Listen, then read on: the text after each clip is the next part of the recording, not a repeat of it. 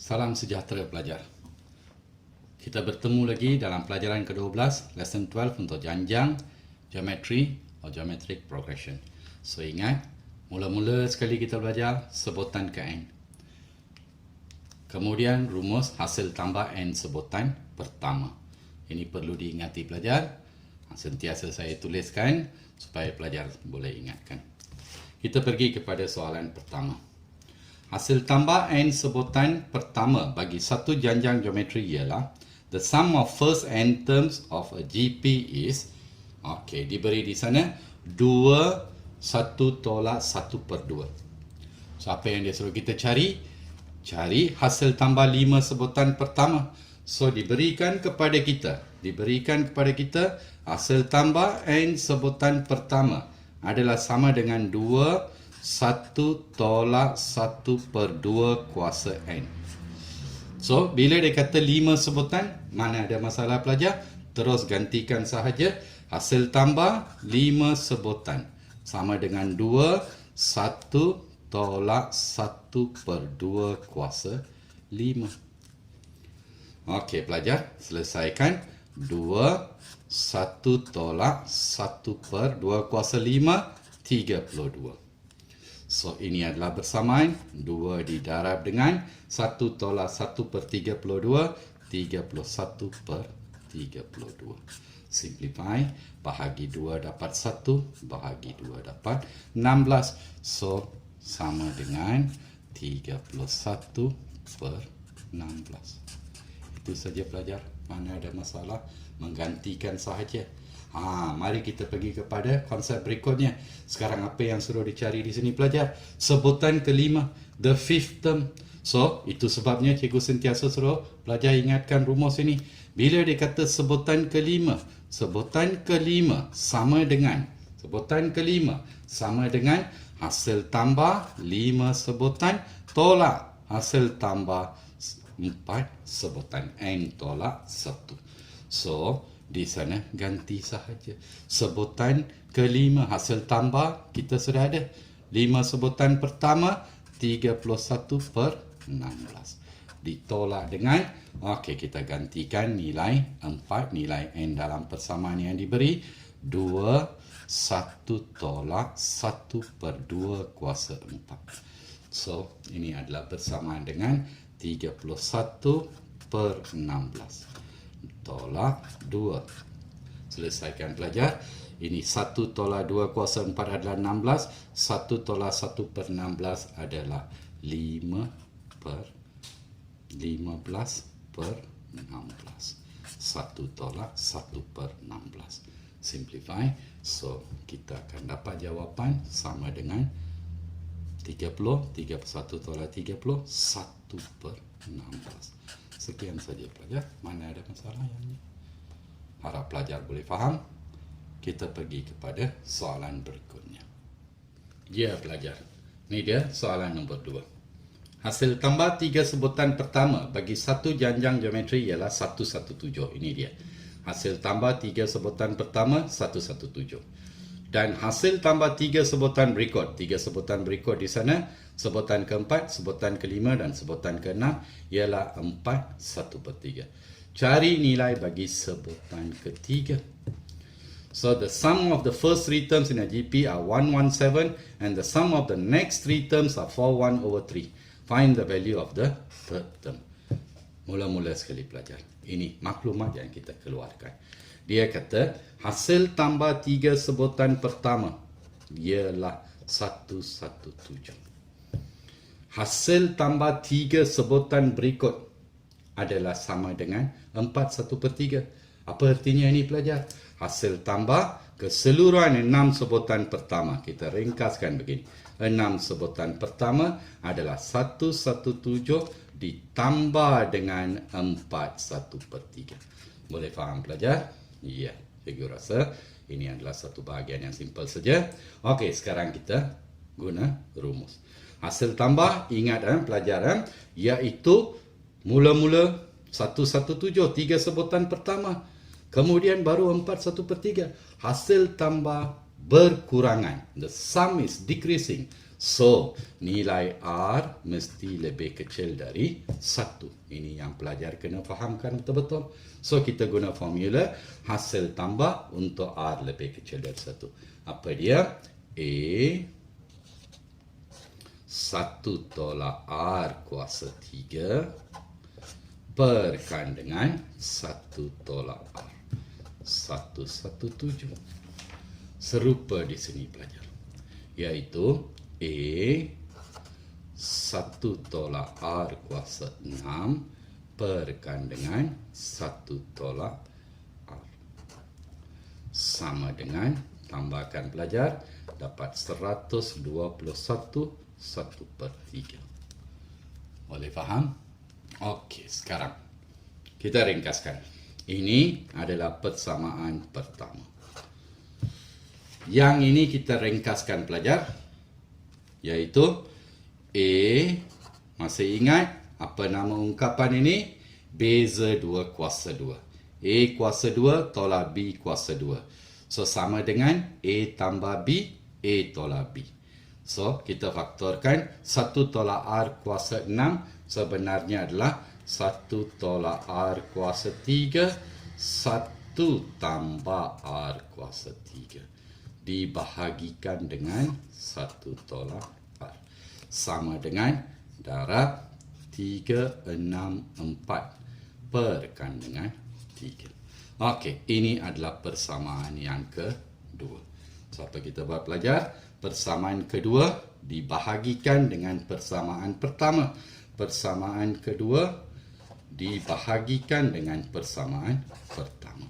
Persamaan kedua di sana adalah A 1 tolak R kuasa 3, 1 tambah R kuasa 3, dibahagikan 1 tolak R, bahagi dengan persamaan pertama A 1 tolak R kuasa 3 per 1 tolak R. So, sama dengan sebelah kanan, 364/3 dibahagikan dengan 117.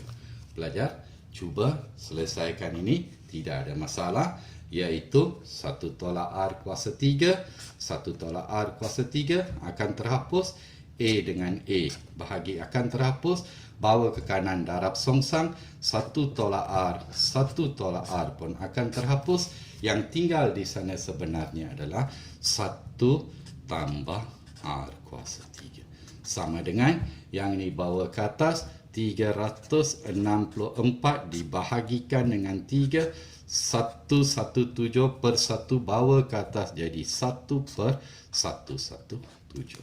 Itu saja pelajar. Selesaikan guna kalkulator. So, kita akan dapat 1 tambah R kuasa 3 sama dengan 364/351. 1 bawa ke kanan, tolakkan R kuasa 3 sebenarnya adalah sama dengan 13/351. Ringkaskan, R kuasa 3 bahagi 13 dapat 1, bahagi 13 dapat 27, 1/27. Kita nak cari indeks, samakan asas. R kuasa 3 adalah sama dengan 1/3 kuasa 3. Ini berarti R adalah 1/3. Itu saja pelajar. So, kita boleh ganti dalam mana-mana nilai R ini untuk kita carikan nilai A. Just gantikan dalam, ganti atau substitute dalam 1. Okey, kita ganti. Sekarang nilai A.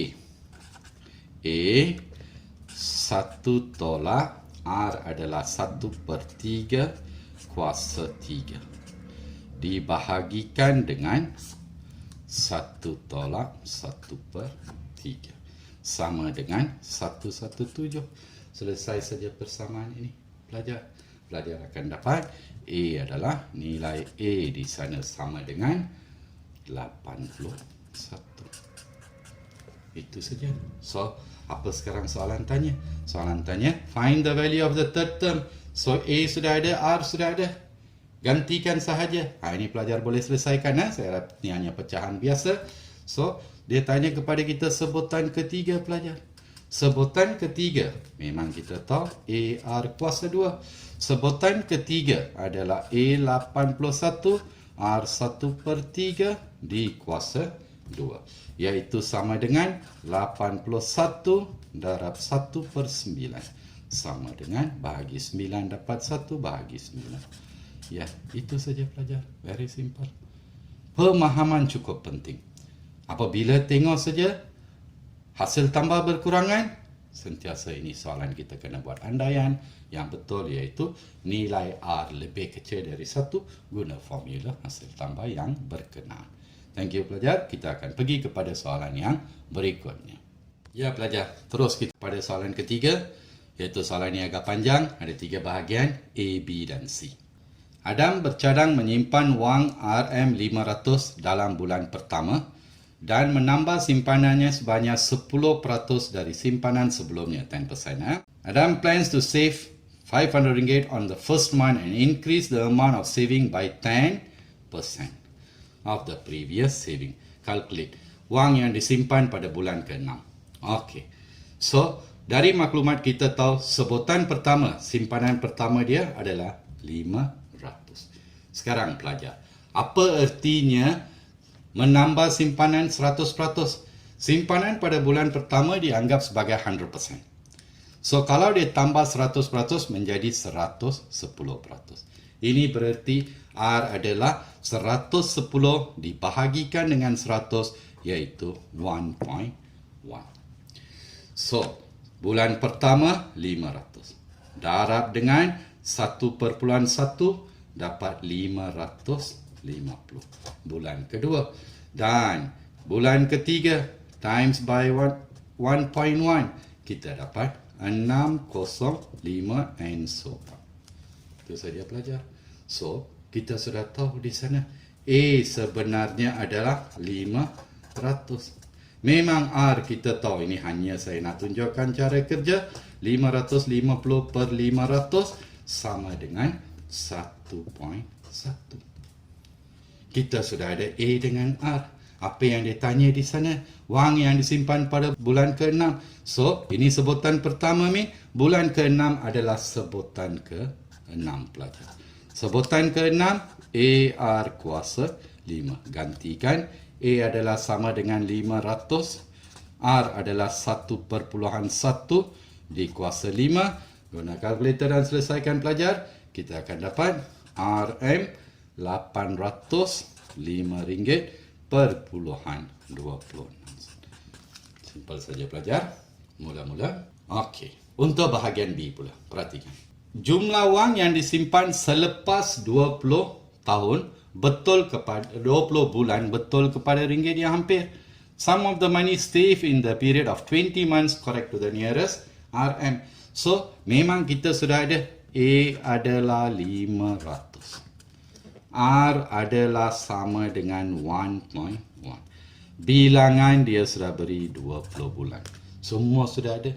So, di sini lagi sekali pelajar. R adalah 1.1, more than 1.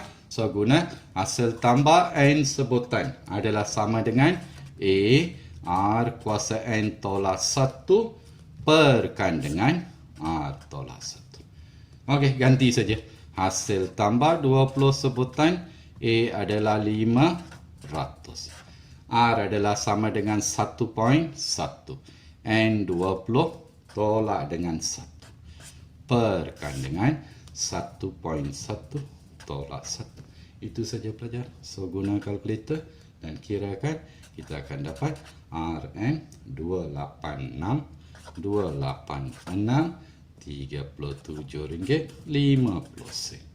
So, betul kepada ringgit yang hampir, bundarkan menjadi RM 28638.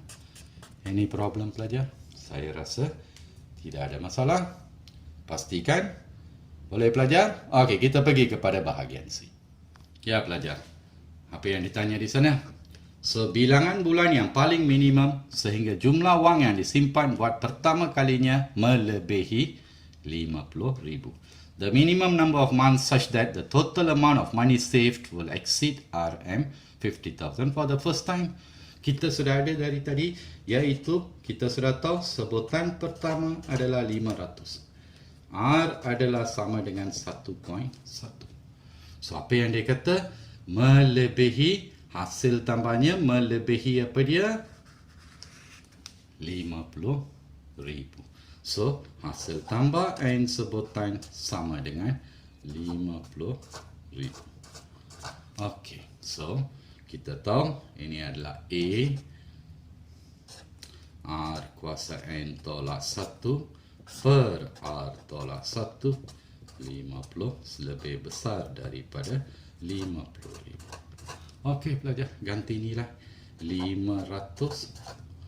R adalah 1.1 to the power of N. Kita nak cari tolak 1 per 1.1 tolak 1 more than 550,000.